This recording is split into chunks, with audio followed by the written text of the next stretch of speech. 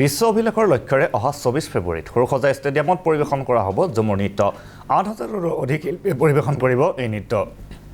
কাইলৈৰ পৰা প্ৰতিটো সমষ্টিত মাষ্টাৰ ট্ৰেইনাৰৰ সহযোগত আৰম্ভ হ'ব বাছনি প্ৰক্ৰিয়া। ইয়াৰ পিছতে প্ৰতিখন জিলাত হ'ব বিশেষ অনুষ্ঠান। ১৯ ফেব্ৰুৱাৰীত প্ৰতিখন জিলাৰ বাছনিপ্ৰাপ্ত শিল্পীক অনা হ'ব গুৱাহাটীলৈ। ৩১ ফেব্ৰুৱাৰীৰ পৰা ২৩ ফেব্ৰুৱাৰীলৈ সৰুসজাই ষ্টেডিয়ামত আৰম্ভ হ'ব ফাইনেল ৰিহাৰ্চেল। আজি সংবাদমেলযোগে এই কথা জানিবলৈ দিয়ে সাংস্কৃতিক মন্ত্ৰী বিমল বৰাই।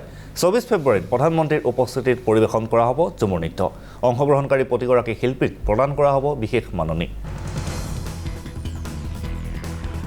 এটা বিশাল সংখ্যক শিল্পীৰ সমাৱেশেৰে এক ঝুমুৰ নৃত্যৰ চিন্তা চৰ্চা পৰিকল্পনা কৰা হৈছে, গীত বাণীবদ্ধ কৰা হৈছে।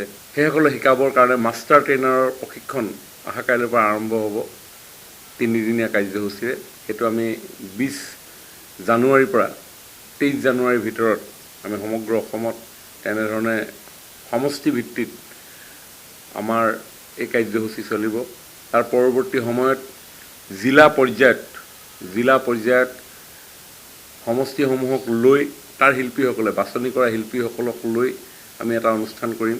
১৯ তাৰিখৰ দিনাখন ১৯ ফেব্ৰুৱাৰীৰ দিনাখন বিভিন্ন স্থানৰ পৰা গুৱাহাটীলৈ সকলো শিল্পীক নিৰ্বাচিত কৰা শিল্পীসকলক আমি আনিম। ২০ তাৰিখে মস্কোলৈ ২১, ২২, ২৩ এই তিনিটা দিন সৰুসজাইতে গোটেই অনুষ্ঠানটো হ'ব।